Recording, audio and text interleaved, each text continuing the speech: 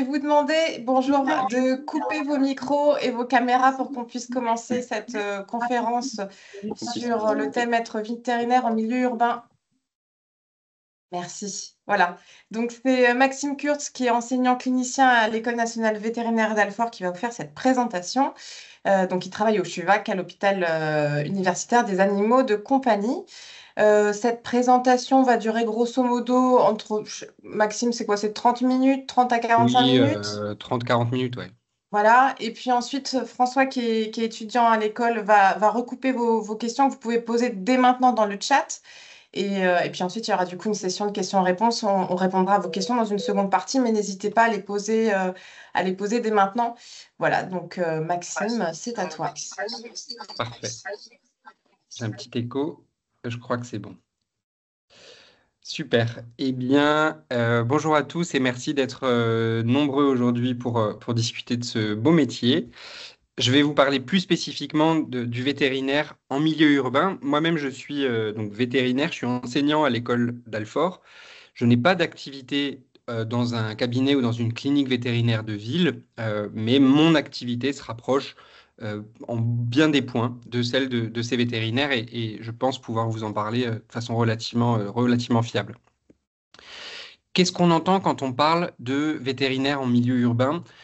Finalement, quelque chose de relativement présent dans le sens commun, c'est bien sûr le vétérinaire qui s'occupe des animaux principalement présents en ville, évidemment les chiens et les chats.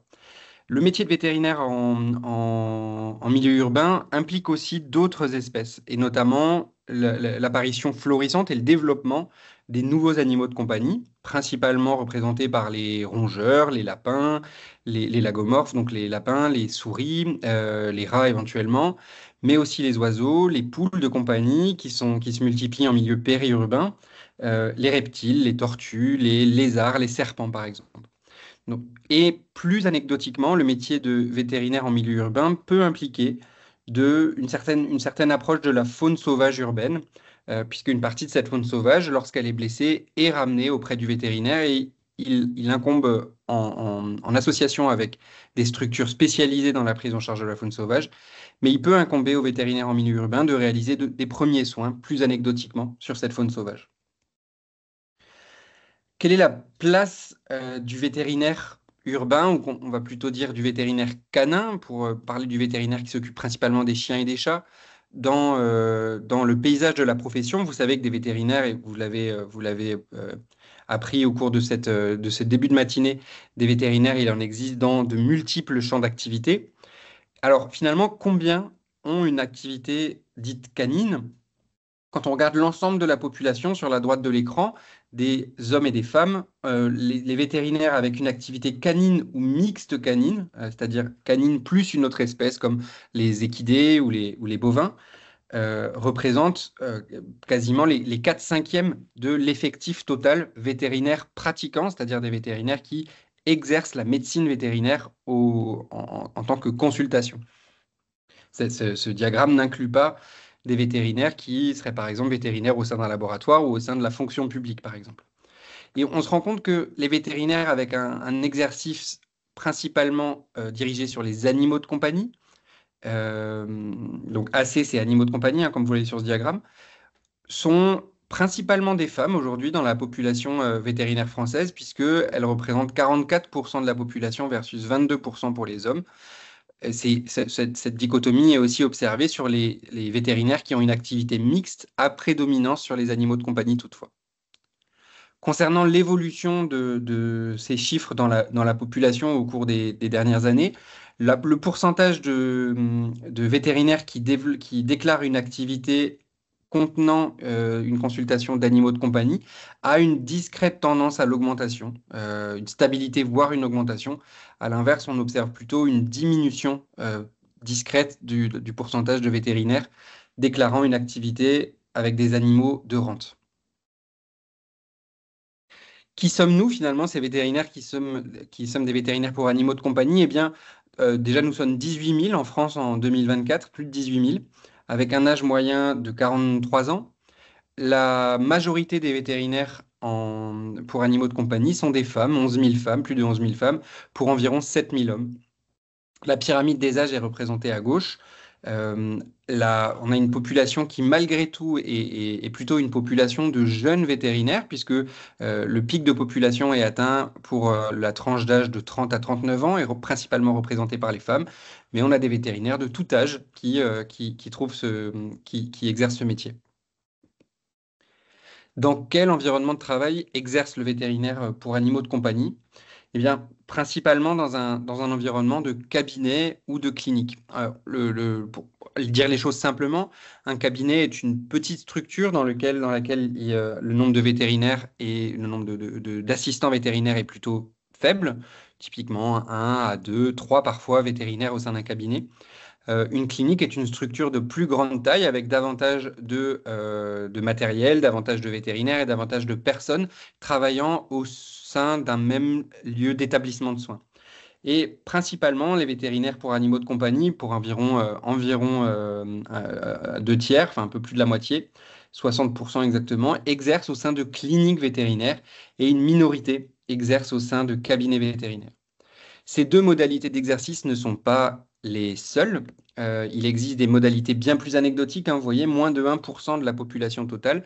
Certains vétérinaires exercent en centre hospitalier, là encore des structures de beaucoup plus grande taille, accueillant parfois 10, 20, 30 vétérinaires et parfois 20 ou 30 auxiliaires et assistants vétérinaires, également du personnel administratif et du personnel technique, on va le voir. Donc, ces structures-là représentent une minorité aujourd'hui dans le paysage vétérinaire français. Et enfin, encore plus anecdotique vraisemblablement, certains vétérinaires pour animaux de compagnie exercent leur métier au sein d'une école vétérinaire, c'est mon cas. Certains autres ont une activité d'itinérance, c'est-à-dire qu'ils se déplacent de clinique en clinique pour exercer certains gestes. Par exemple, il y a des vétérinaires qui se déplacent pour réaliser des échographies au sein des cliniques françaises, ou au sein des cliniques d'Île-de-France notamment. Et certains vétérinaires travaillent avec un exercice à domicile où ils se déplacent uniquement chez les propriétaires pour exercer du soin sans avoir de lieu d'exercice d'établissement de soins attitré.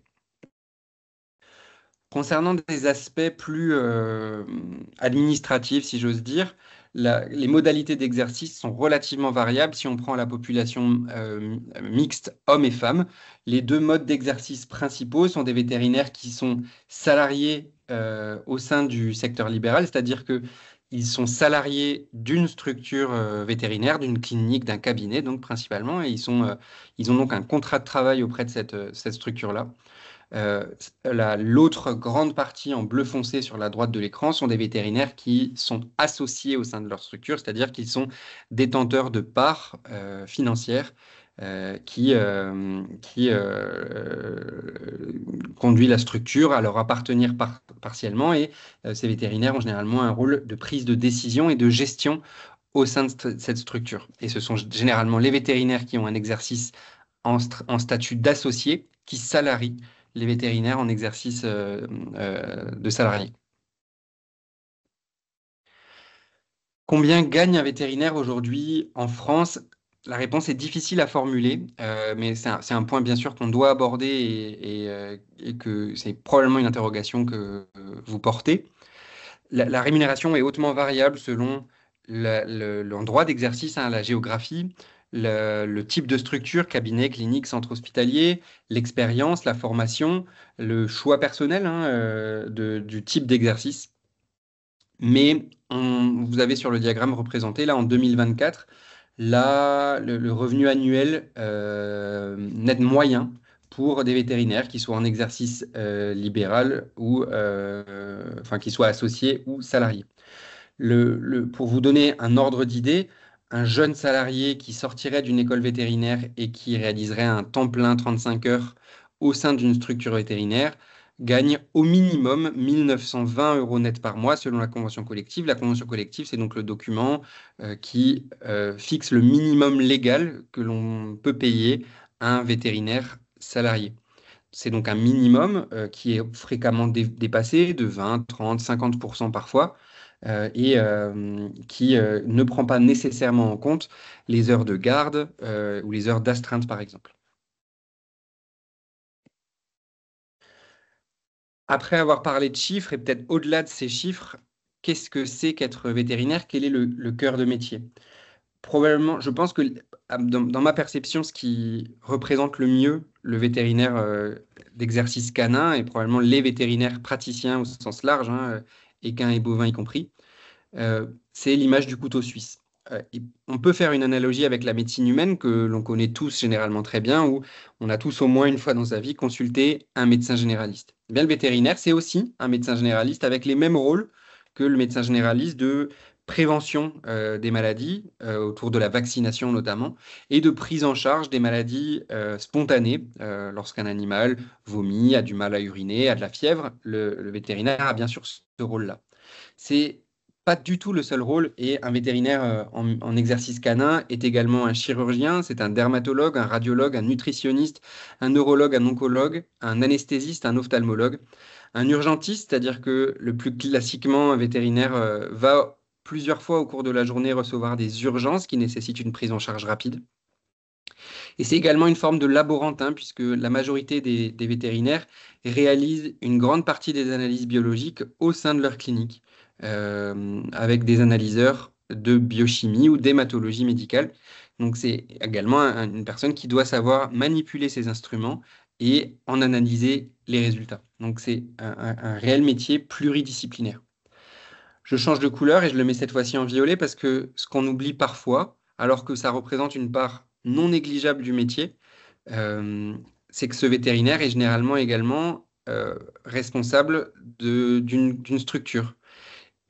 Et s'il n'est pas responsable d'une structure, il est responsable d'aspects administratifs au sein de son métier. Donc, être vétérinaire général, être vétérinaire en exercice canin, c'est également être parfois un directeur des ressources humaines et gérer une équipe de travail, être un gestionnaire pour la gestion opérationnelle de la clinique et son développement dans le futur, être un comptable également, et bien d'autres aspects qui sont non liés qui sont pas liés à d'aspects strictement médical du métier. Et donc concrètement, un vétérinaire, on a souvent cette image-là du vétérinaire en exercice canin qui reçoit des animaux malades pour diagnostiquer l'affection et la traiter, et c'est bien sûr le cœur du métier. La médecine préventive dans l'exercice canin et félin, mais aussi dans l'exercice bovin, représente une part importante du métier, et notamment les consultations au cours desquelles les animaux seront vaccinés, et on discutera de la prévention des maladies, occupent une grande partie de la journée. Les interventions chirurgicales sont pour beaucoup de vétérinaires un budget temps important. Vous avez ici sur la photo un vétérinaire et 3 étudiants vétérinaires en train de réaliser une intervention chirurgicale au sein du centre hospitalier de l'école d'Alfort. L'imagerie, la majorité des vétérinaires en exercice canin sont amenés à réaliser des examens d'imagerie au sein de leur structure. Ces examens d'imagerie sont principalement de la radiographie et de l'échographie. Vous avez ici une radiographie de thorax d'un chat qui présente une affection au niveau pulmonaire. La cardiologie est une partie prenante du métier, également la dermatologie. Vous avez ici une étudiante vétérinaire en train d'évaluer au microscope un examen d'un prélèvement cutané d'un chien qui se gratte. La médecine du comportement, puisque certains de nos animaux de compagnie sont présentés pour l'évaluation de troubles de médecine du comportement. Quelle est la journée type du vétérinaire en exercice canin ou félin? Elle est probablement difficile à formuler et extrêmement variable selon le type d'exercice. Je vous propose un exemple de journée type qui ne représente pas nécessairement ce que le vétérinaire, ce que l'ensemble de la communauté vétérinaire pourra être amené à faire. Le plus typiquement, le vétérinaire en exercice canin travaille 3 à 4 jours par semaine. Par contre, ces journées sont relativement chargées, tant et si bien que la semaine dépasse assez facilement les 35-39 heures de travail. Ces journées de travail habituellement vont commencer à 8h30, disons, et habituellement vont commencer par le soin aux animaux hospitalisés qui auront éventuellement passé la nuit à la clinique avec une équipe de soins. À la suite de quoi, il est assez habituel que la matinée soit consacrée aux interventions chirurgicales, aux stérilisations, au retrait de masse cutanée par exemple, puisque le fait d'opérer les animaux le matin va permettre le fait que les animaux se réveillent tranquillement d'anesthésie dans la suite de la journée pour être rendus à leur propriétaire en fin de journée. L'activité peut ensuite, bien sûr, se poursuivre par une activité de consultation jusqu'à 13 heures, une pause déjeuner et un temps administratif. L'après-midi est habituellement plutôt dédié à une activité de consultation et de soins, donc en recevant les propriétaires et leurs animaux, et de soins aux animaux hospitalisés. Et la journée va finir habituellement plutôt en début de soirée, 18h30, 19h30, sur un temps administratif, éventuellement un temps de soins. C'est la journée type de la majorité des vétérinaires en exercice canin. Certains vétérinaires ont une activité spécialisée, voire une activité de spécialiste. Qu'est-ce que ça veut dire? Eh bien, ça veut dire un peu tout et rien quand on n'est pas dans le milieu. On va essayer d'éclaircir un petit peu ces aspects-là. Un exercice spécialisé existe en fait selon un spectre. Certains, le titre de vétérinaire spécialiste étant quelque chose de bien encadré. Et en fait, peu de vétérinaires sont spécialistes en réalité, on va le voir dans un instant. Certains vétérinaires vont avoir une activité préférentielle dans leur exercice sans que ce soit étayé par une formation ou par des diplômes acquis au cours de leur vie professionnelle. Par exemple, un vétérinaire pourra très bien avoir un attrait particulier pour la dermatologie et au sein de sa structure recevoir principalement des consultations de dermatologie et donc augmenter son expérience dans ce domaine-là sans que ceci soit étayé voilà, par des formations ou par des diplômes. Les vétérinaires peuvent également se former via une formation continue. Beaucoup de dispositifs de formation continue existent et sont d'ailleurs obligatoires dans l'exercice de ce métier. Et cette formation peut conduire à l'obtention de diplômes ou non, donc des formations continues diplômantes ou non diplômantes, donnant un certain degré d'approfondissement dans certains domaines. Ce degré d'approfondissement peut être extrêmement variable. Certaines formations sont des formations d'une journée, même parfois de quelques heures. À l'inverse, certaines autres formations prennent plusieurs semaines, voire plusieurs années. L'ensemble de ces dispositifs ne donne pas le titre de spécialiste. La seule façon d'être un vétérinaire spécialiste aujourd'hui en France et en Europe est de passer un diplôme de spécialiste, un diplôme qui est reconnu par le Conseil national de la spécialisation vétérinaire, qui est une formation relativement longue, qui prend 3 ans au minimum, au sein d'autres spécialistes et qui est soldé par un diplôme un petit peu relativement difficile. Et c'est cette seule approche qui permet de s'octroyer le titre de spécialiste. Tout le reste ne permet pas à un vétérinaire de se dire spécialiste. Ces spécialistes, diplômés donc par une formation et un diplôme reconnu, sont finalement faibles, hein. Le nombre total aujourd'hui en France de spécialistes est de 300 pour 21 000 vétérinaires exerçants. Donc plutôt un faible nombre, une faible proportion. Et ces vétérinaires spécialistes peuvent être spécialistes généralement, ils sont spécialistes que d'une seule discipline, mais toutes les disciplines sont représentées. Un vétérinaire peut être spécialiste en radiologie, en anesthésie, en médecine, en chirurgie, par exemple. Et la majorité de ces vétérinaires spécialistes, encore une fois, qui représentent une minorité de l'effectif vétérinaire en France, exercent plutôt en centre hospitalier ou en école vétérinaire, puisque ce sont des centres où il existe une multitude de disciplines au sein d'un même site d'établissement de soins.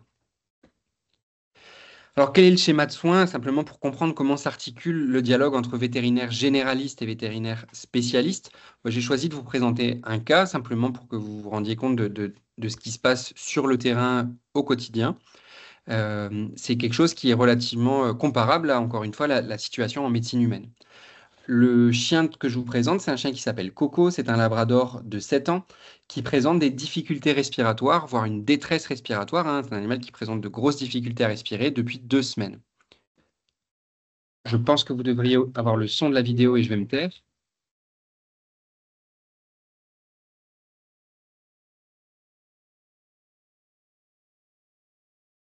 Donc, c'est un chien qui est ici sur la table d'examen et qui présente une grosse difficulté à respirer, qui se concentre pour inspirer de l'air, et ce depuis plusieurs jours maintenant. Il a consulté son vétérinaire traitant pour ces aspects.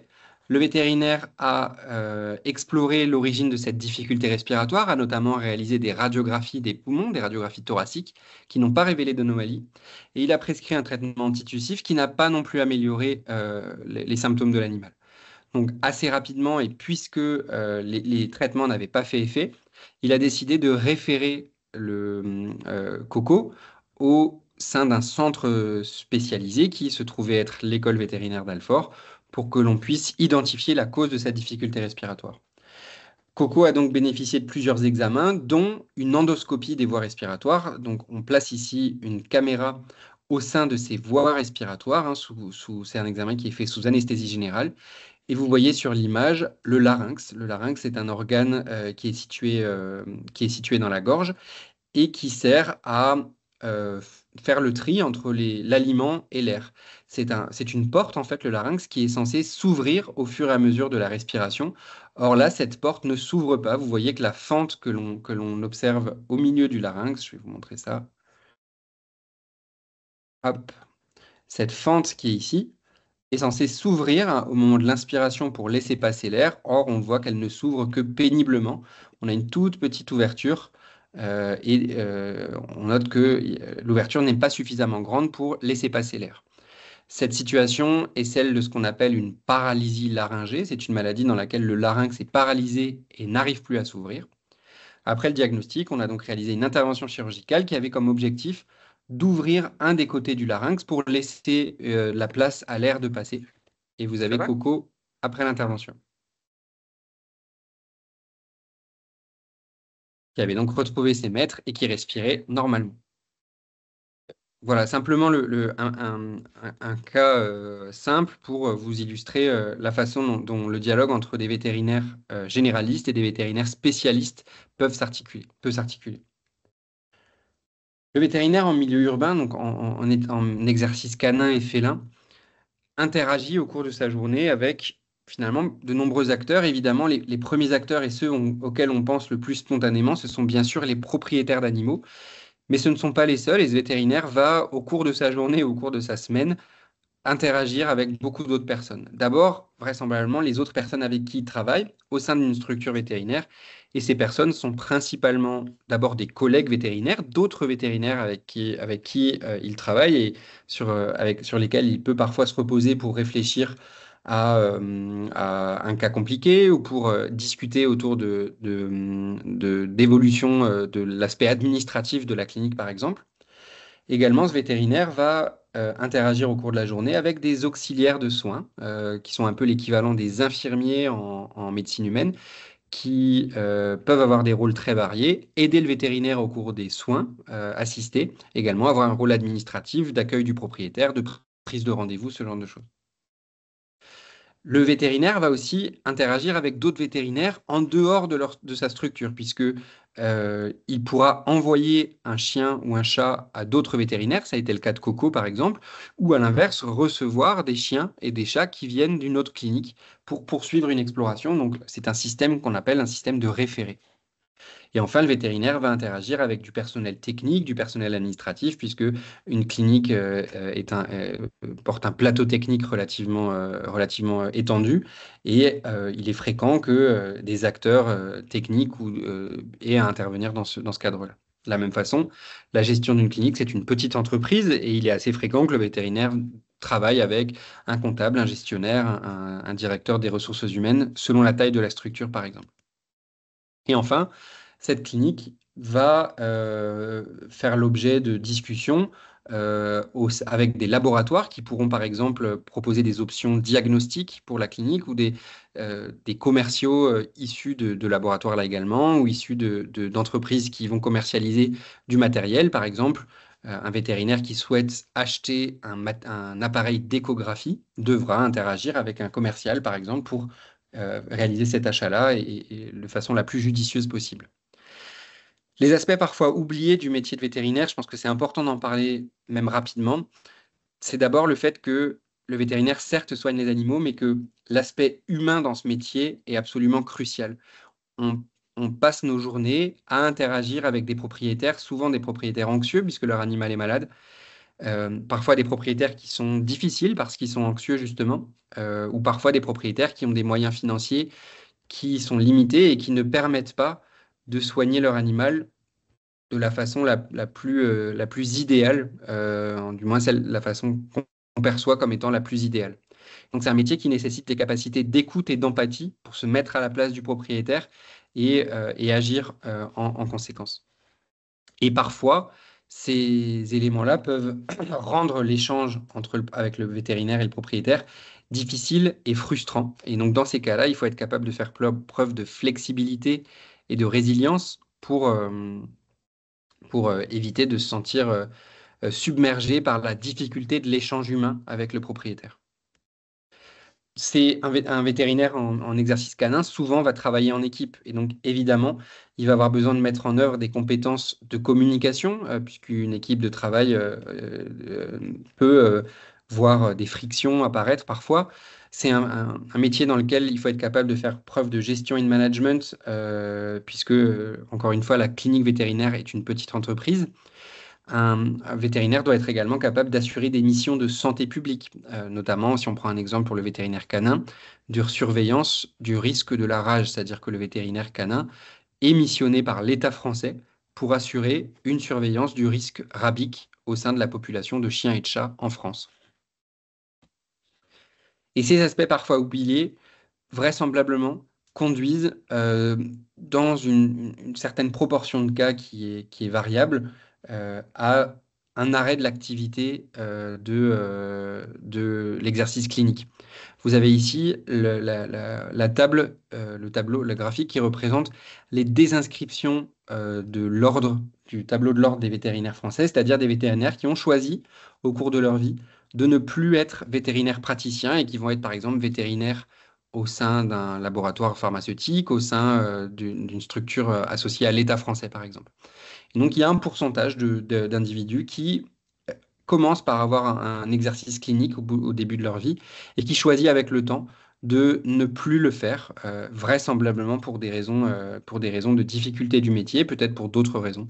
Mais en tout cas, il est clair que certains aspects du métier peuvent pousser une proportion de la population vétérinaire à quitter la pratique clinique. Ça reste pas anecdotique, mais pas très fréquent non plus. Mais c'est quelque chose qui est à connaître. C'est-à-dire que ce métier reste malheureusement peut-être parfois idéalisé. Il y a une prise de conscience après le début de l'exercice professionnel qui est que l'image qu'on se faisait du métier n'est pas la réalité de ce qu'on vit. Et ça peut conduire à une désinscription et à l'arrêt de la pratique vétérinaire. Comment devient-on vétérinaire canin? Eh bien, au sein d'une école vétérinaire française. Il y en a 4 en France aujourd'hui, vous le savez. Et par exemple, dans notre école à Alfort, la formation du vétérinaire comprend d'abord un tronc commun qui comprend un enseignement théorique et pratique, puis une dominante, une dernière année en 6e année, une dernière année de dominante canine pour être vétérinaire canin. On peut bien sûr être vétérinaire canin même sans avoir fait une dominante canine. On peut très bien avoir fait une dominante en médecine des équidés, par exemple, et décider, malgré à la fin de cette année de 6e année de médecine des équidés, que finalement c'est plutôt un exercice canin qu'on se destine à faire. Donc ce n'est pas une formation, un choix qui impose nécessairement le type d'exercice dans la suite de la vie. On peut également devenir vétérinaire canin au cours de sa vie de vétérinaire, puisque on peut décider de changer de type d'exercice via notamment des opportunités de formation complémentaires, voire de spécialisation, dès la sortie d'école et tout au long de la vie professionnelle. La formation du vétérinaire canin à l'école, vétérinaire d'Alfort notamment, elle est basée sur un enseignement théorique solide, théorique et pratique, via des cours magistraux, des TP, des TD, et une plateforme d'e-learning disponible et accessible en permanence afin d'adapter au mieux l'enseignement au type d'étudiant et à son souhait. Et cet enseignement dans sa globalité permet d'acquérir des connaissances solides dans les sciences biologiques, pharmaceutiques et cliniques, mais aussi dans les sciences humaines, puisque on a vu que c'était une partie du métier que ces sciences humaines. Une force de notre école est notamment l'existence d'une plateforme d'application sur mannequin. C'est une plateforme qui s'appelle VetSims pour simulation vétérinaire. Vous avez ici une image de la plateforme que vous avez peut-être déjà vue au sein de présentations ultérieures. Et vous avez des étudiants qui portent leur blouse blanche ici en train de réaliser des gestes sur mannequin. Par exemple, cet étudiant est en train de réaliser une stérilisation sur une chatte représentée par un mannequin.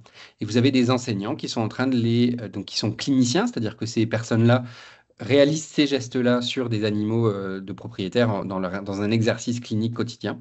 Donc, ces enseignants sont en train d'apprendre aux étudiants et d'évaluer la capacité des étudiants à réaliser ces gestes-là. L'idée est que ces gestes ne sont jamais réalisés sur un animal vivant. Vous avez ici un exemple de mannequin de vache et une étudiante est en train de faire ce qu'on appelle une palpation transrectale et donc d'apprendre à palper les reliefs anatomiques normaux de la vache et à extraire un veau un vélage, pour une naissance qui pourrait être compliquée et qui pourrait nécessiter l'assistance du vétérinaire. L'enseignement clinique, c'est-à-dire l'immersion au sein du centre hospitalier, commence dès la 4e année. Elle est initialement assez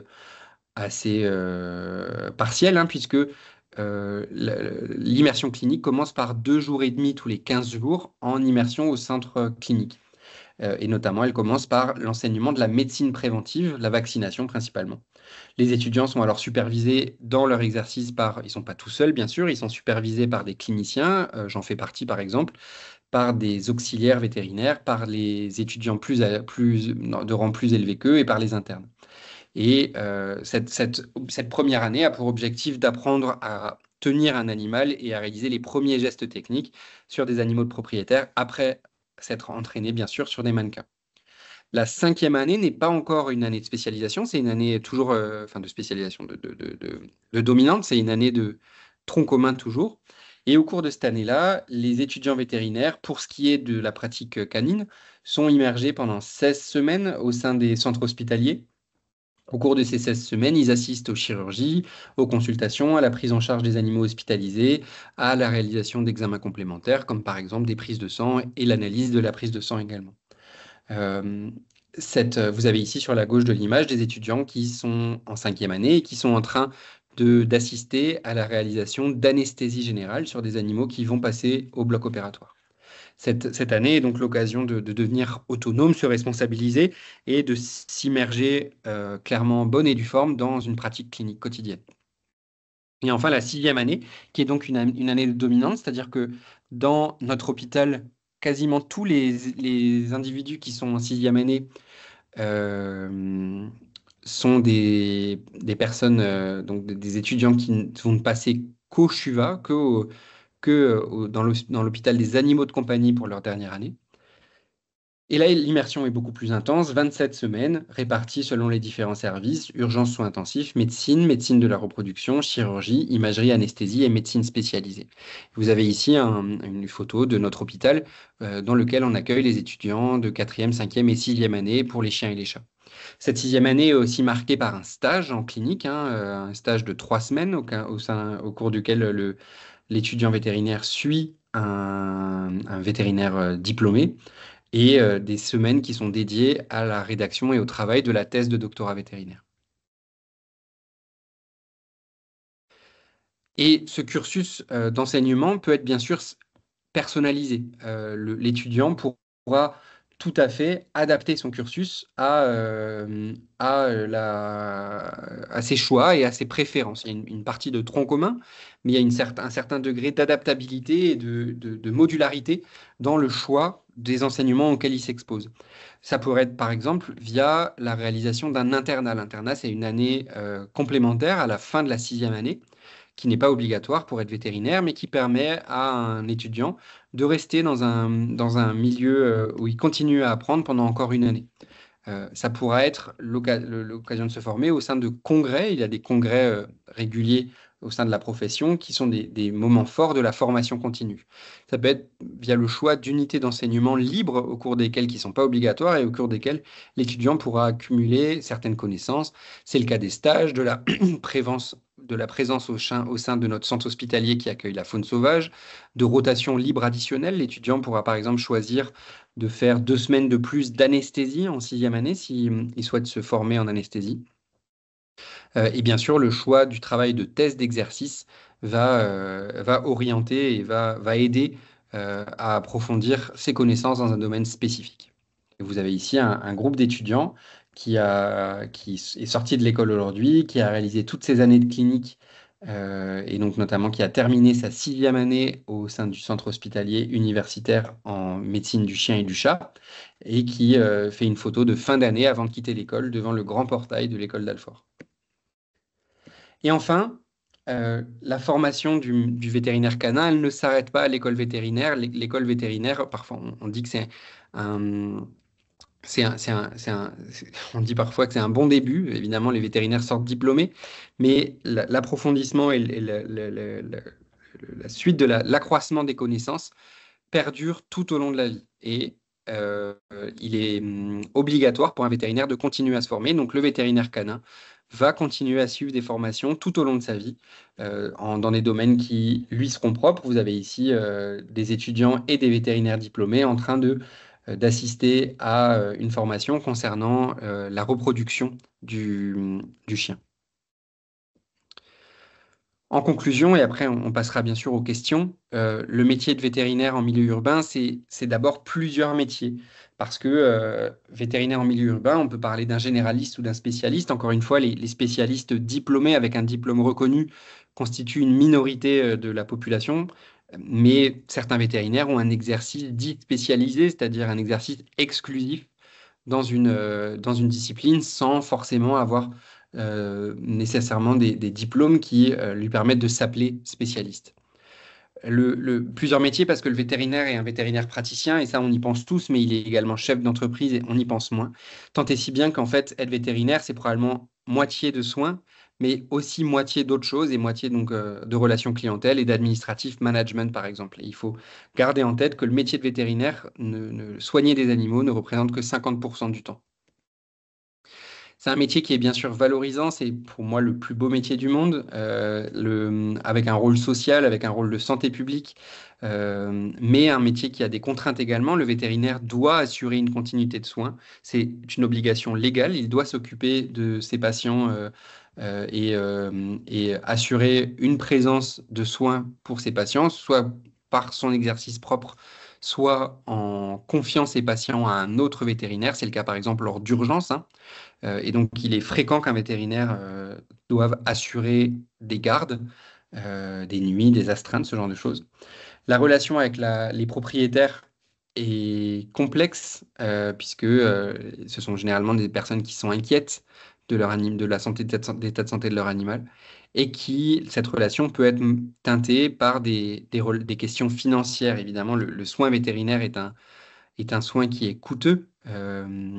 Et cette chose, enfin, cette notion-là peut altérer la qualité de la relation avec un propriétaire qui pourrait avoir du mal à assurer les soins de son animal.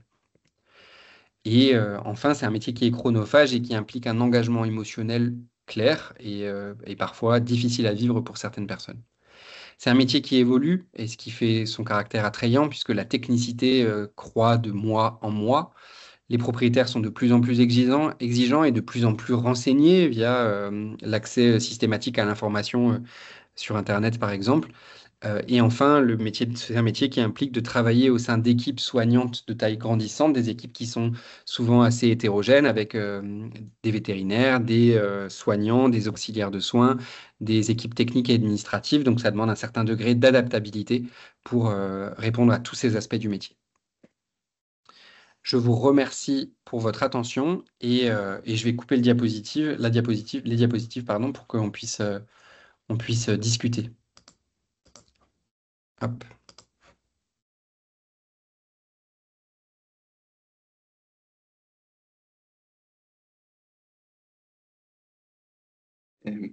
Super. Merci beaucoup. J'avais quelques questions dans le chat Ouais. concernant notamment la différence de salaire entre hommes-femmes. Oui. C'est la question, j'imagine, c'est pourquoi est-ce que on observe cette différence de salaire? Je n'ai pas d'explication, c'est une question qui est sociétale, hein, ce n'est pas que dans le milieu vétérinaire qu'on observe cette différence de salaire. Elle est probablement d'origine multifactorielle et également liée à des prises de responsabilité qui sont parfois différentes. Les femmes étant plus souvent exposées au congé maternité notamment, et donc moins souvent à même de s'impliquer par exemple, une association. Elles sont plus souvent, vous avez vu dans les diagrammes, que les femmes sont plus souvent salariées notamment. Et donc la conséquence de ça, c'est mon interprétation du moins, c'est qu'elles sont moins souvent rémunérées après. C'est malheureusement encore dans notre société un problème, hein, le problème de l'inéquité des hommes et des femmes sur le salaire, un problème vraisemblablement en train d'être pris en charge et qui s'améliore d'année en année, mais qui est encore malheureusement trop négligé.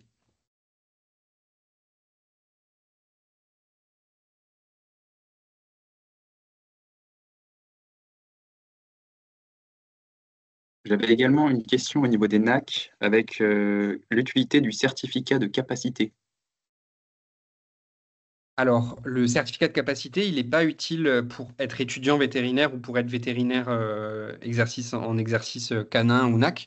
Il est utile pour détenir certaines espèces de NAC en tant que particulier ou pour certaines activités, par exemple éleveur ou une activité de pension éventuellement. Mais en tant qu'étudiant vétérinaire, ce certificat de capacité n'a pas d'utilité.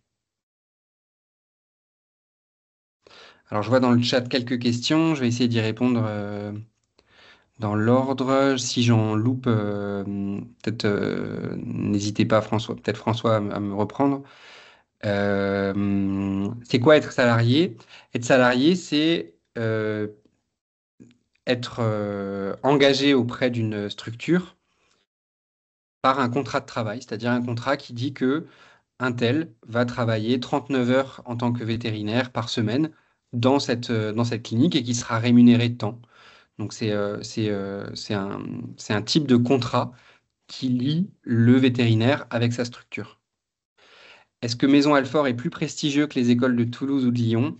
Non, la réponse est non. Les quatre écoles ont un programme qui est harmonisé et on apprend la même chose dans les quatre écoles. Le programme de l'enseignement vétérinaire en France aujourd'hui est harmonisé et lissé sur les quatre écoles. Donc il n'y a pas une école qui est préférable qu'une autre, par exemple. Quel niveau d'anglais est demandé lors de l'inscription au concours? Plutôt un bon niveau d'anglais. La majorité des publications scientifiques sont rédigées en langue anglaise, euh, et elles sont internationales. Donc c'est en effet plutôt, j'ai du mal à te donner une classification européenne B1, B2, voilà, mais en tout cas le meilleur possible. En tout cas, c'est vraiment un aspect qui est important. L'aspect des langues est important, et notamment pour les concours qui passent par le concours d'entrée aux écoles vétérinaires.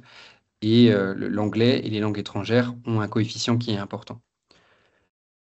Louis nous demande en quoi consiste l'exercice de la thèse. Donc la thèse vétérinaire, c'est un travail qui est réalisé en autonomie sur un sujet qui est décidé avec l'équipe enseignante et qui va porter sur parfois une question scientifique, c'est-à-dire est-ce que, par exemple, l'administration de cortisone chez le chat favorise le risque de diabète sucré? Une question à laquelle on n'a pas encore la réponse. Et donc, l'étudiant va travailler à répondre à cette question via une analyse des données médicales issues des chats qui ont reçu de la cortisone à l'école vétérinaire d'Alfort, par exemple. Ça pourrait être un aspect de synthèse sur, par exemple, un sujet qui a vu plusieurs publications scientifiques naître dans les derniers mois. Et ben, peut-être qu'on aura besoin d'avoir un travail de synthèse et de résumé de l'entièreté des données qui ont été publiées sur le sujet. Donc, le travail de thèse est en tout cas assez variable. Il occupe typiquement la quatrième, plutôt cinquième et sixième année. Et il fait l'objet après de la rédaction d'un manuscrit, donc un rapport rédigé, et d'une soutenance orale devant un jury. Et il est nécessaire pour avoir le titre de docteur vétérinaire et donc d'exercer la médecine vétérinaire en tant que praticien. Est-ce qu'il n'y a pas un aspect redondant de journées longues qui se ressemblent toutes? C'est pas du tout mon ressenti. Je pense que ce qui attire en général les vétérinaires praticiens, c'est justement l'inverse. C'est plutôt le fait que les journées ne se ressemblent pas du tout et qu'elles sont riches d'enseignements et riches de rebondissements de façon assez perpétuelle. C'est même parfois un peu l'inverse qu'on souhaiterait, hein. On aimerait des journées un peu plus calmes qui permettraient de souffler un petit peu par moment. Donc, je pense, c'est toujours difficile de répondre pour l'entièreté de la population. Il y a probablement des personnes qui trouvent que leurs journées se ressemblent et qui s'ennuient dans leur métier, mais je pense que la grande majorité des vétérinaires praticiens trouvent à l'inverse que la force de leur métier, c'est d'avoir des journées qui ne se ressemblent pas du tout. Y a-t-il une différence de salaire entre vétérinaires spécifiques ou généralistes? Entre vétérinaires spécialisés, je pense, ou généralistes? Oui, il y a une différence de salaire. En général, le vétérinaire qui a un titre de spécialiste euh, euh, a, a un salaire un petit peu plus élevé, en effet. Est-ce que les chirurgies sont obligatoires pour exercer le métier de vétérinaire? Non, pas du tout. Par exemple, moi, je suis spécialiste en médecine interne et des chirurgies, je n'en réalise juste jamais. C'est parce que je suis spécialiste et que du coup, je suis pas spécialiste en chirurgie, mais il y a beaucoup de vétérinaires qui ont un exercice exclusif dans certains domaines et qui ne réalisent pas du tout d'intervention chirurgicale. J'ai beaucoup évoqué le canin, mais peu le félin. C'est simplement que dans le... Pourquoi? C'est simplement que dans le langage commun, on parle de vétérinaire canin quand on parle de vétérinaire pour chien et pour chat, principalement parce que à la naissance de ce métier et à la naissance de la médecine vétérinaire pour les animaux de compagnie, c'était principalement des chiens et des chats qui étaient concernés, enfin des chiens qui étaient concernés et pas des chats. Mais aujourd'hui, tu as raison de le souligner, en ville, et notamment moi dans mon exercice, je vois davantage de chats que de chiens, environ 3 cinquièmes de chats et 2 cinquièmes de chiens. Donc, c'est le langage simplement qui dit vétérinaire canin, mais en réalité, c'est vétérinaire canin et félin. Est-ce grave de ne pas avoir le niveau B2 en anglais? Euh, c'est pas, c'est pas grave dans le sens où, alors c'est grave. Ça va dépendre de ce dont on parle. Si on parle du concours, c'est toujours pareil, c'est que c'est un concours avec des coefficients. Donc, si on n'est pas bon en anglais et qu'on s'attend à plutôt avoir une évaluation qui va être mauvaise de ce côté-là, il faut être capable de le rattraper avec d'autres disciplines. Dans l'exercice clinique, il y a des vétérinaires qui sont pas du tout bons en anglais, qui ont réussi à avoir leur concours d'entrée via d'autres matières. Donc et pourtant qui sont vétérinaires et qui s'en sortent très bien. C'est simplement que au fur et à mesure des études, ça va demander parfois un peu plus de travail pour être à l'aise et analyser certaines données. Un étudiant peut changer d'école pour sa dominante. Savez-vous si, dans le cas d'une dominante sélective, les étudiants de l'ENV proposant la dominante sont prioritaires? Donc oui, un étudiant peut tout à fait changer de dominante sans souci. Aujourd'hui, je pense pas on ait de soucis avec des dominantes qui seraient trop sélectives et qui restreindraient le nombre d'étudiants pouvant participer à cette dominante.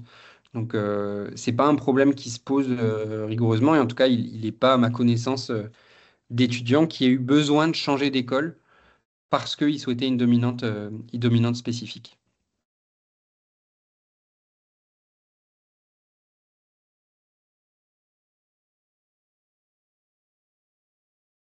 Les thèses sont-elles réalisées à la même manière du grand oral au bac, c'est-à-dire des recherches sur nos cours, mais aussi une grande partie de recherche sur Internet?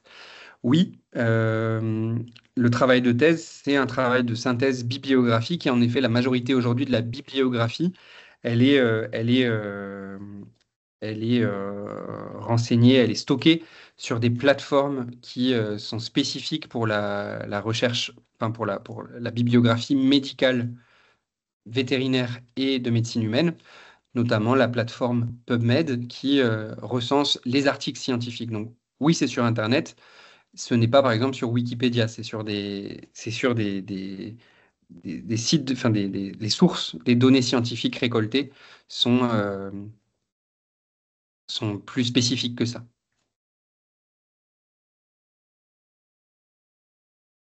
Pour ceux qui veulent s'orienter préférentiellement vers la faune sauvage et faire de l'humanitaire en sachant le peu de débouchés, tout en étant intéressés par le milieu urbain, comment pouvons-nous introduire cette ambition tout en étant réalistes lors de l'entretien de la voie? Alors, bah, je pense que c'est très bien de le présenter comme ça, c'est-à-dire que de dire que on a un souhait de s'engager vers la faune sauvage et l'humanitaire. Je pense qu'il faut aussi rester open sur l'idée que on sait hein, statistiquement que les souhaits à l'entrée en école ne sont plus du tout les mêmes au moment de la sortie de l'école. Moi-même, quand je suis rentré en école, j'étais sûr et certain que je voulais pas faire de chiens et de chats. Je voulais faire uniquement des bovins et des équidés, la médecine rurale.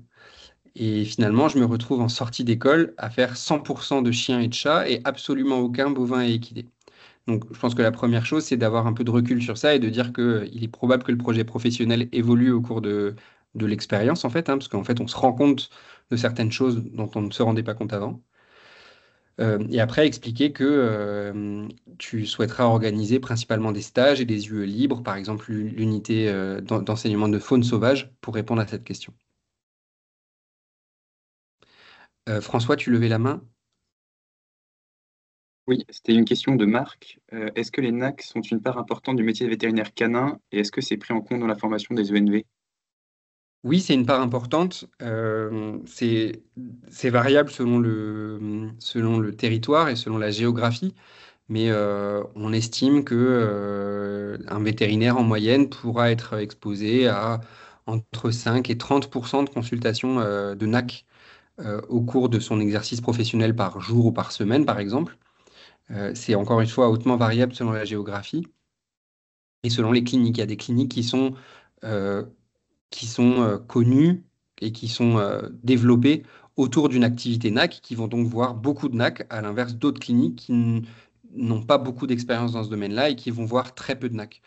En tout cas, l'enseignement de la médecine des NAC est obligatoire au sein des ENV, et donc c'est pris en compte, oui, tout à fait.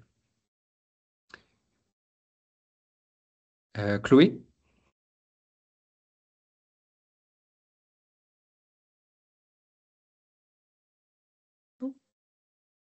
Ah oui. Bonjour, je voulais savoir quelles sont les matières que l'on rencontre pendant les études, plus ou moins. Alors, c'est long parce que ça représente 5 ans 5 ans d'école, donc je peux pas te faire ça va être compliqué de te parler de tout. Oui. C'est principalement des sciences scientifiques, enfin des sciences médicales, et donc principalement de l'enseignement scientifique.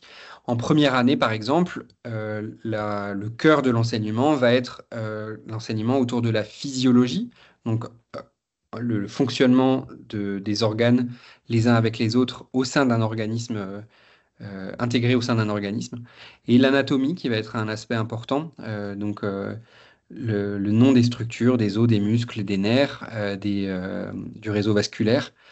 Ça, c'est pour la première année.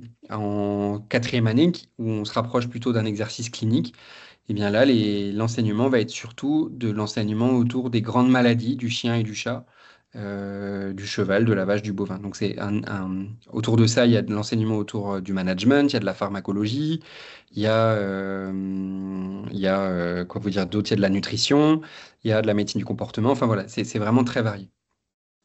D'accord, merci.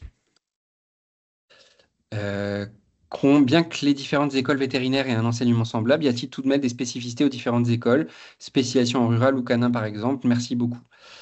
Euh, non, enfin, les 4 écoles assurent le même programme de formation. Il peut y avoir quelques petites spécificités liées à l'aspect géographique, c'est-à-dire que, par exemple, au sein de l'école d'Alfort, il est plus difficile de faire arriver des bovins en consultation, quoi que ça se fasse. Mais l'école d'Alfort pallie à ça en ayant une activité dite extramurale assez importante, c'est-à-dire qu'on emmène les étudiants hors de l'école, dans des territoires ruraux, pour les exposer à la médecine rurale.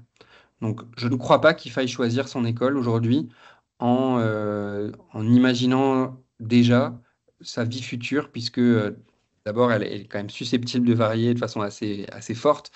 Et enfin, elle,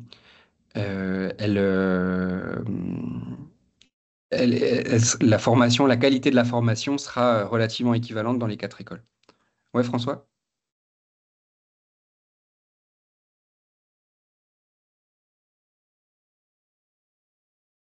Puis là, François.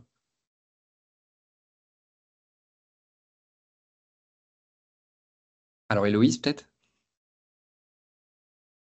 Bonjour, je me demandais, est-ce que vous avez des conseils pour rentrer en prépa veto si, imaginons, on n'est pas pris en post-bac? Les conseils, je pense que c'est d'avoir un dossier le plus solide possible. Je crois que le mot d'ordre, c'est d'avoir un bon niveau général. Il ne faut pas avoir d'excellentes capacités en biologie, mais pas du tout en mathématiques ou en physique-chimie, par exemple, ou en langue. Donc, je crois que les meilleurs profils en classe préparatoire sont des bons profils généraux. J'ai pas beaucoup plus de conseils que ça, en dehors de postuler à plusieurs classes préparatoires afin d'avoir un éventail de choix possible. Merci beaucoup. Luna demande si l'ostéopathie est un domaine dans lequel on peut se spécialiser. Aujourd'hui, il n'existe pas de spécialisation en bonne enfin, autant au titre où j'entends le spécialiste, c'est-à-dire un diplôme qui donne le titre de spécialiste. Donc, sur un plan strict, on ne peut pas être spécialisé en ostéopathie. Par contre, il y a des vétérinaires qui sont vétérinaires et ostéopathes, c'est-à-dire qu'en plus de leur activité de médecine vétérinaire dite classique, ils ont une activité d'ostéopathie. Donc, il existe des formations et la possibilité d'avoir cette activité-là.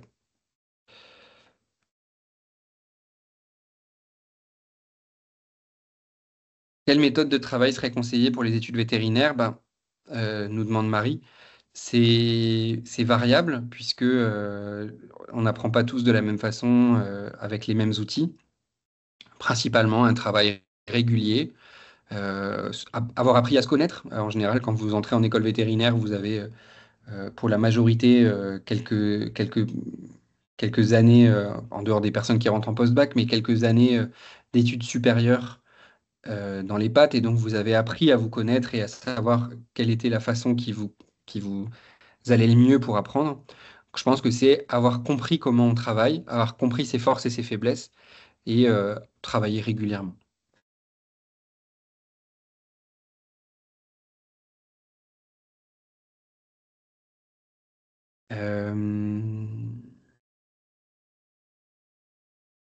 Je ne sais pas si j'ai loupé des questions importantes. François, je ne sais pas si vous voulez en mentionner ou pas. Bon, je continue dans le chat, hein. Tatati.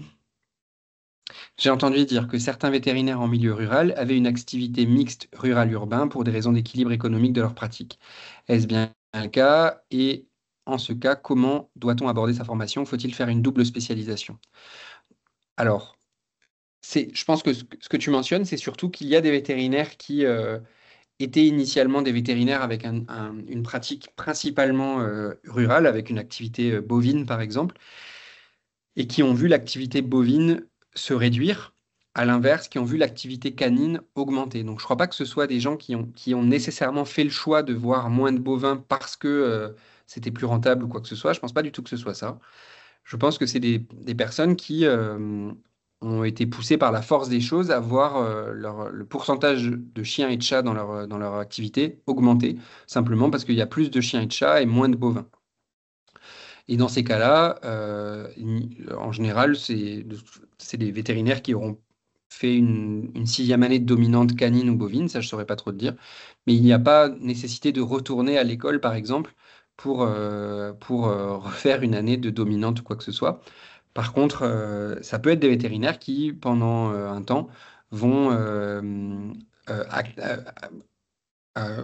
intensifier leur activité de formation continue pour pouvoir assurer au mieux la prise en charge des chiens et des chats qui leur sont confiés, mais ce sont de toute façon des vétérinaires qui sont qualifiés pour prendre en charge les chiens et les chats puisqu'ils ont bénéficié de l'enseignement initial au sein des ENV.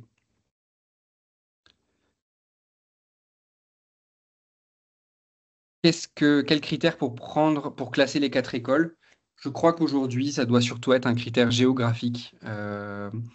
J'ai du mal à imaginer que le critère soit autre chose qu'une affinité, et je pense vraiment pas, encore une fois, qu'il faille choisir une école sur la base de son projet professionnel.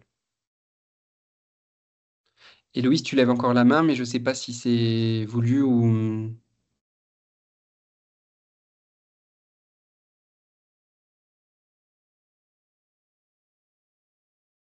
Quelle part de l'évaluation des compétences est réservée au TP et quelle part aux examens théoriques? Elle varie au cours du temps.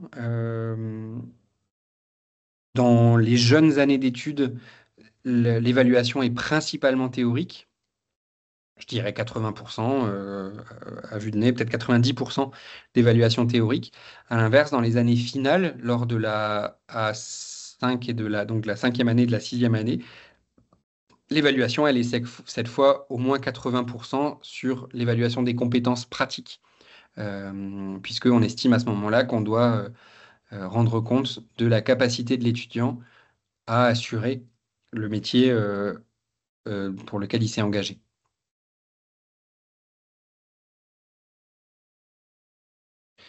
Quelle est la partie la plus dure du métier, comme par exemple devoir piquer les animaux? C'est un aspect qui est évidemment difficile dans le métier, mais je vais répondre pour ma part, hein, parce que je pense que ce n'est pas forcément une réponse qui est généralisable à d'autres vétérinaires. C'est évidemment une partie réelle. L'euthanasie n'est pas un moment qui est facile à vivre.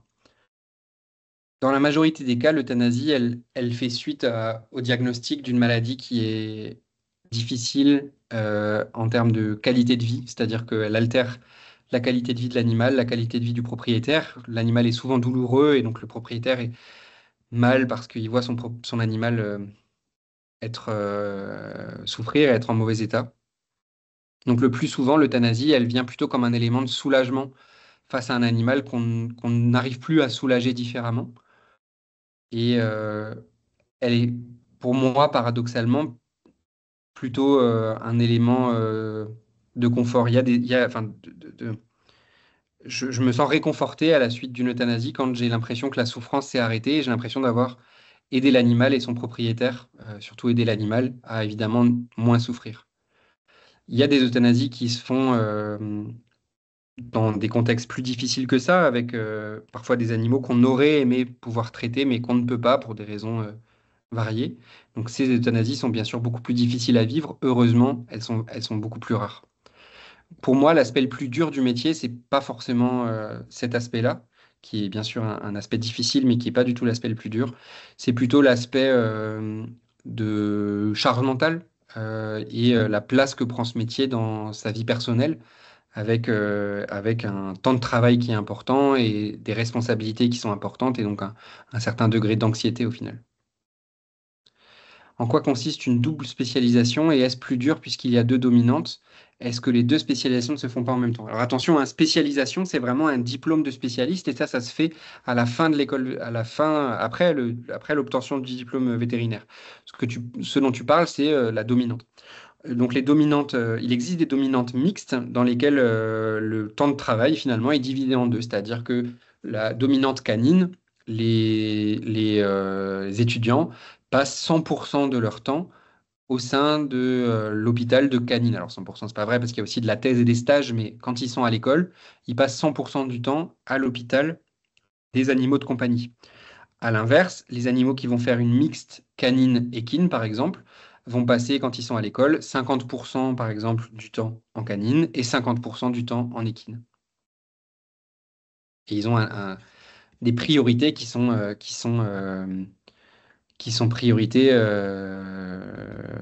des priorités qui sont différentes, bien sûr, de celles des étudiants qui font une dominante canine pure, par exemple. Pour les dominantes en A6, on a bien sûr le droit de rester dans la même. La majorité des étudiants restent dans la même. Pardon, la question c'est, est-ce que pour les dominantes en A6, est-ce qu'on est obligé de changer d'école ou est-ce qu'on a le droit de rester dans la même? La majorité des étudiants restent dans la même école. On peut quitter et changer d'école si on le souhaite, mais la majorité des étudiants restent dans la même école. Maëva nous demande s'il est possible de ne pas réussir sa thèse. Oui, c'est possible, ça arrive que très rarement, vraiment très rarement, mais il est possible de ne pas réussir sa thèse. Il est aussi possible, pardon, par contre, de répéter le passage, hein. C'est-à-dire que c'est pas parce qu'on a échoué une fois qu'on ne peut pas corriger ses erreurs et la repasser.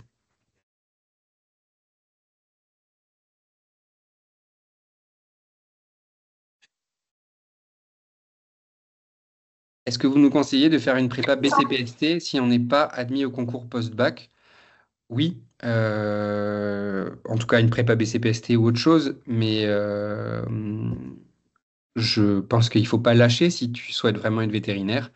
Il faut faire une prépa BCPST ou une autre modalité d'entrée à un autre concours, hein, par exemple concours A, mais c'est pas parce que tu n'as pas obtenu le concours post-bac qu'il ne faut pas être persévéré dans le souhait.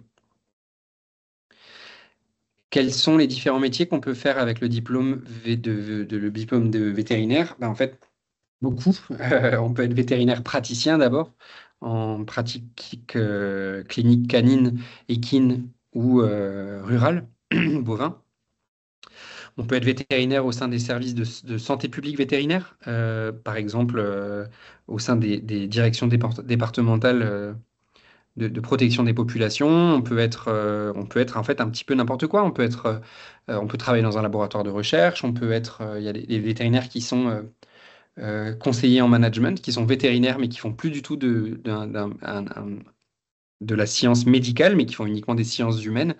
Donc on peut faire à peu près tout ce qu'on veut, sous réserve de continuer à se former, de passer parfois par des cursus autres que des cursus alternatifs que juste l'école vétérinaire, mais ça ouvre la porte à beaucoup de choses.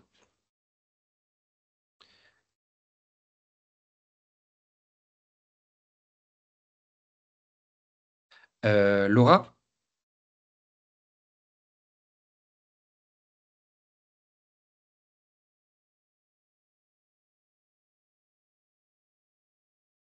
est-ce que je vais expliquer en quoi consiste le domaine de vétérinaire équin?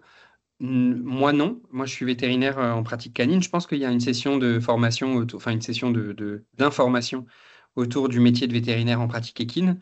Mais moi, je ne suis pas vétérinaire équin, donc j'aurais du mal à répondre à tes questions,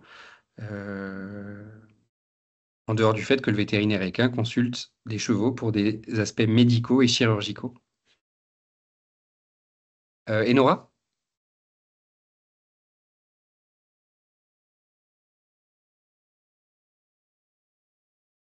Il y a Enora et Laura qui ont levé la main, mais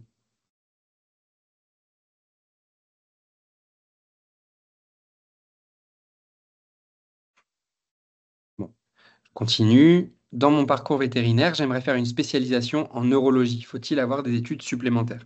En effet, si tu souhaites être spécialiste en neurologie, il te faudra finir ton école comme tout le monde à la fin de ta A6. Pour rentrer dans un cursus de formation, il te faudra d'abord faire un internat, donc à la fin de tes études vétérinaires typiquement. Donc une année d'immersion au sein de soit d'une école, soit d'un centre hospitalier dans le domaine privé. Et ensuite, il te faudra accéder à ce qu'on appelle un programme de résidence. Un programme de résidence, c'est un programme de 3 à 5 ans. En général, c'est plutôt 3 ans, parfois 4 ans. 3 à 4 ans au contact d'un vétérinaire déjà spécialiste en neurologie qui s'assurera de ta formation. Au cours de ces 3 ans de résidence, tu devras préparer un examen qui est le diplôme de spécialiste et tu devras avoir une activité de recherche dans le domaine de la neurologie, donc de recherche sur des sujets spécifiques et de publication d'articles scientifiques, au minimum 2, dans le domaine de la neurologie vétérinaire. Une fois que tu auras fait ça, une fois que tu auras fait tes 3 ans de résidence et ton activité de recherche scientifique dans ce domaine-là, tu pourras t'inscrire à l'examen de spécialisation de- du collège, de ce qu'on appelle l'examen de spécialisation du collège européen. Et si tu l'obtiens, tu seras spécialiste en neurologie. Quel facteur influence la réussite de la thèse? Principalement la, la pugnacité de l'étudiant, c'est-à-dire sa capacité à travailler efficacement et à répondre aux questions qui lui sont proposées. François? Oui, donc j'avais deux questions. J'en avais une pour devenir ostéologue, enfin pour faire une spécialisation en ostéologie et puis ou en éthologie aussi. Et D'accord, ce sera les dernières, on va arriver aux dernières questions. très bien. Donc, Enfin, concernant, si ça te convient, bien sûr. Concernant docteur. l'ostéopathie, j'ai déjà répondu, je pense, c'est il n'y a pas de titre aujourd'hui de spécialiste en ostéopathie vétérinaire, ça n'existe pas, c'est pas encore reconnu. Par contre, on peut bien sûr continuer à se former après le diplôme vétérinaire en ostéopathie via principalement des instituts de formation privés. Concernant l'éthologie, il existe un diplôme de spécialiste de vétérinaire éthologue. Et donc, ce sera le même schéma de spécialisation que la personne qui posait la question pour la neurologie. Maman, je dis comment l'ASP, l'ASPA, Société.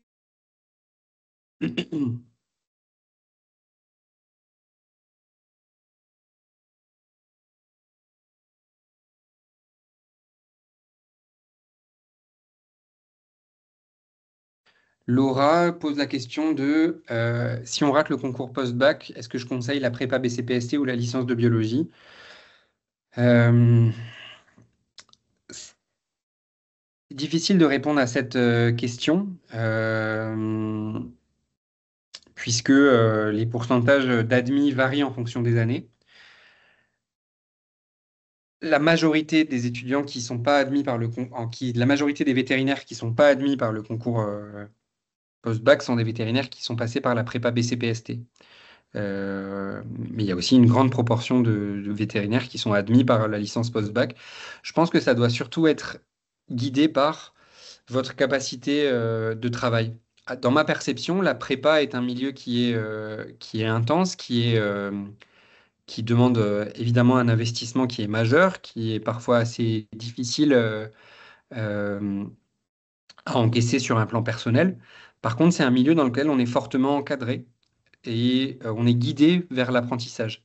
À l'inverse, dans ma perception, encore une fois, mais ça, je n'ai pas fait les deux pour comparer, je pense que la licence en biologie demande beaucoup plus d'autonomie dans l'organisation du travail et dans la préparation de ces examens. Euh, donc, ça va un peu dépendre de vos caractéristiques personnelles et de votre capacité et de la façon dont vous travaillez, je crois. Y a-t-il souvent des vétérinaires qui abandonnent totalement le domaine pour travailler sur des activités connexes? Oui, souvent j'ai du mal à répondre à la question. Je pense que ces chiffres sont mal connus. On les estime parfois de l'ordre de 10%. Je crois que c'est de l'ordre de peut-être même 20% au total des vétérinaires qui, à un moment, ont été inscrits au tableau de l'ordre et qui se désinscrivent au cours de leur vie, c'est-à-dire qui choisissent de ne plus être vétérinaire praticien. Ça peut être transitoire ou permanent, hein. Il y a des vétérinaires qui vont arrêter la pratique pendant une dizaine d'années, puis y revenir. Par exemple, ils peuvent arrêter la pratique parce qu'ils ont eu des enfants et que ils souhaitent avoir un temps personnel plus important. Je suis pas sûr que le mot dégoût soit forcément applicable. Je pense qu'il y a aussi une partie des gens qui simplement souhaitent voir autre chose, qui ont réalisé un certain temps au sein de la pratique clinique et qui, sans dégoût, sans rage, sans énervement, souhaitent faire autre chose. Euh, en tout cas, oui, ça arrive régulièrement que les vétérinaires changent de métier. À mon avis, il ne faut pas le voir comme un échec, mais plutôt comme une chance et surtout pas comme un choix qui est définitif. On peut retourner à la pratique plus tard. Euh, donc ça arrive et c'est pas si grave.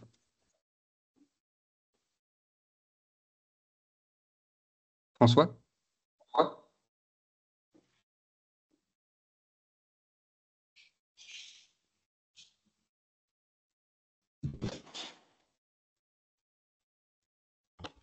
Moi, j'avais une dernière question Ouais. qui a été posée sur le chat. C'était sur un cas de déontologie. Si on est en face d'un animal qui nécessite des points et que le propriétaire ne peut pas payer, est-ce qu'on est obligé de prodiguer des soins? Et si c'est pas le cas, comment est-ce qu'on le vit en tant que vétérinaire? Euh, oui, le vétérinaire a pour obligation de prodiguer des soins qui visent à, du moins, atténuer la douleur et à gérer l'urgence médicale. Donc, il est légalement impossible de laisser un animal souffrir sans agir. Concernant des choses qui seraient plus techniques et qui pourraient nécessiter des soins spécialisés, par exemple, ou des soins avancés ou des soins coûteux, non, il n'y a pas d'obligation légale à réaliser ces soins. Et c'est une partie du métier qui peut être frustrante quand on se rend compte que certains propriétaires, mais ça c'est vrai dans toutes les pratiques, hein, que ce soit canine, équine ou rurale, quand le propriétaire n'est pas en mesure d'assumer financièrement la responsabilité de son animal, c'est évidemment une situation qui est très frustrante. Dans ces cas-là, on peut avoir recours à l'abandon de l'animal et à sa réadoption par des propriétaires qui peuvent assumer. Alors, il y a juste un écho, je ne sais pas qui a son... Je vais essayer de bouger pas. Attendez.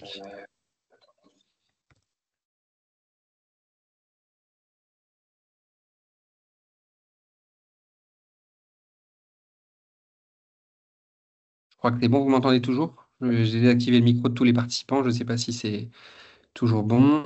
Je me remets juste sur la conversation. Donc, je disais que donc il est possible de faire réadopter l'animal par des propriétaires qui seront en mesure de réaliser les soins ou par des sociétés protectrices de l'animal, donc la SPA par exemple, et des associations qui peuvent prendre en charge ces animaux-là. Donc, c'est évidemment des moments difficiles quand on doit expliquer à un propriétaire que il n'est pas en mesure d'assurer les soins de son animal. Pas de numerus clausus à l'installation pour les vétérinaires.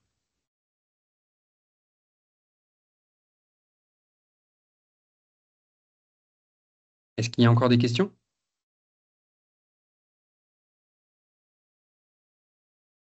Quels sont les autres métiers en rapport avec les animaux autres que vétérinaires? Il y a d'abord le métier d'auxiliaire de soins, enfin d'assistant vétérinaire, d'auxiliaire spécialisé vétérinaire, d'ASV, qui s'apprend via des écoles spécialisées.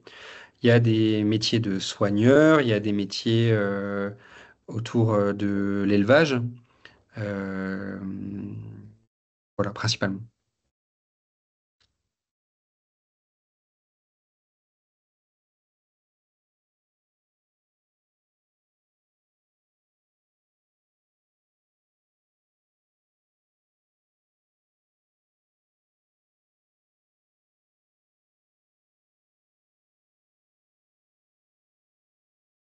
Est-ce que la paye d'un vétérinaire augmente avec les années d'expérience? Oui, l'expérience et l'ancienneté sont prises en compte comme pour les autres métiers dans le salaire.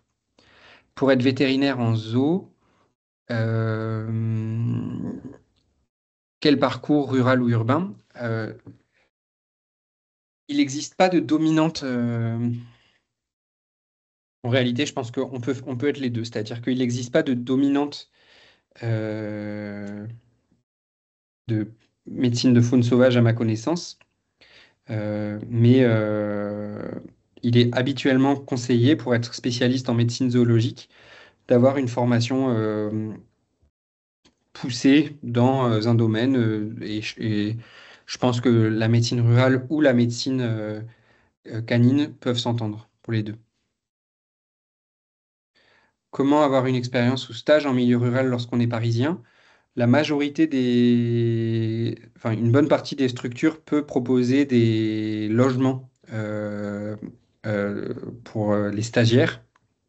Donc, il faut contacter des vétérinaires et demander si le logement est accessible. Et sinon, en effet, prendre un logement annexe à proximité de la clinique vétérinaire. Est-ce que ça arrive de devoir euthanasier un animal par choix des propriétaires alors que l'animal aurait pu être soigné? Normalement, non. C'est-à-dire que le vétérinaire peut refuser l'euthanasie quand il la trouve déraisonnée. Avez-vous réalisé ces études en passant par des classes préparatoires, voie d'accès A? Oui, tout à fait. Je suis passé par la voie A, en effet. Est-ce que les stages et logements sont à vos frais? Oui, pour la majorité, je pense, des stages. Je pense que c'est en effet à vos frais.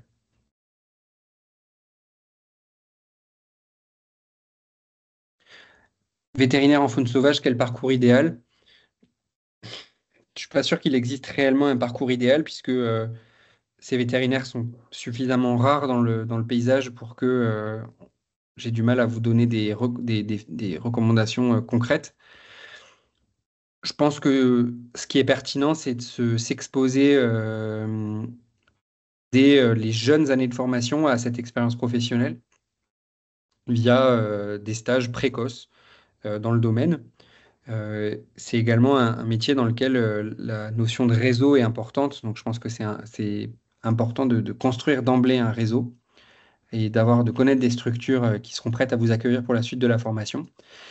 Et enfin, de probablement multiplier les stages en médecine des nouveaux animaux de compagnie et de la faune sauvage pour se rapprocher au plus de la complexité de cet exercice et l'adaptabilité, bien sûr, à toutes les espèces qu'on rencontre. Est-ce que la classe préparatoire est dure? Oui, c'est évidemment un moment difficile. Moi, c'est un moment que j'ai beaucoup apprécié et je suis pas du tout le seul. Je connais beaucoup de personnes qui ont beaucoup aimé leur classe préparatoire pour des raisons humaines, pour des raisons de stimulation scientifique. Donc, oui, c'est difficile. Ce n'est pas du tout infaisable. Si d'autres l'ont fait, vous pouvez très bien le faire. Et ça peut être très plaisant, même si c'est dur. C'est pas c'est pas un cauchemar du début à la fin. Il y a des moments durs, il y a d'autres moments qui sont très heureux. Est-ce qu'un vétérinaire praticien se spécialise automatiquement ou c'est pas obligatoire? C'est pas du tout obligatoire. Un vétérinaire peut être généraliste et la majorité des vétérinaires ne sont pas spécialistes. La majorité des vétérinaires sont généralistes. Les spécialistes représentent quelque chose comme 1% de la population vétérinaire. Est-ce qu'un vétérinaire urbain peut être amené à faire des gardes? Oui, puisque il y a une notion d'urgence, même en vétérinaire urbain. En prépa, c'est simplement de la théorie, il n'y a pas de pratique. Oui, il n'y a pas de pratique. Pour le concours post-bac, le classement du lycée est-il pris en compte dans le choix des profils? Peut-être François vous répondra mieux à cette question que moi. Dans quel domaine de spécialité il manque le plus de vétérinaires? Je pense que les domaines les plus carencés aujourd'hui sont peut-être la cardiologie et la dermatologie, mais ce serait à revérifier. François?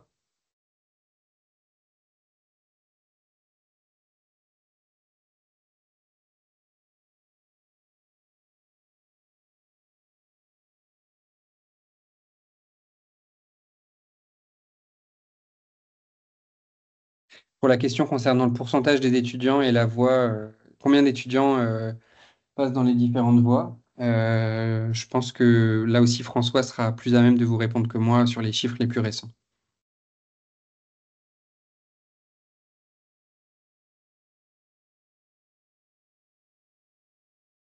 Bonne journée, Laura. Je prends la parole parce que je pense que François doit avoir un Souci de souci de micro, ouais. connexion. Alors là, on va arriver au terme de la conférence. Donc, merci à toutes et à tous d'avoir participé, d'avoir posé activement des questions dans l'espace de conversation. François, n'hésite pas à prendre la parole si à un moment donné, tu as à nouveau une bonne connexion. Sinon, pour effectivement les questions qui peuvent être répondues par les étudiants, à 14 heures, on aura des échanges prévus. Donc, selon la voie d'accès qui vous intéresse, il y a 3 salles. Choisissez celle qui vous convient le mieux. Et puis, vous pourrez du coup échanger avec des étudiants qui sont passés par ces voies d'accès. C'est le même principe à 14 heures en accès libre. Donc, voilà, n'hésitez pas à nous rejoindre dans ces salles virtuelles. Merci à toutes et à tous. Et puis merci Maxime, c'était une très bonne présentation. Je Merci. pense que ça a plu au vu des merci beaucoup qu'on voit dans le chat. Super. Eh bien, merci beaucoup et bonne journée.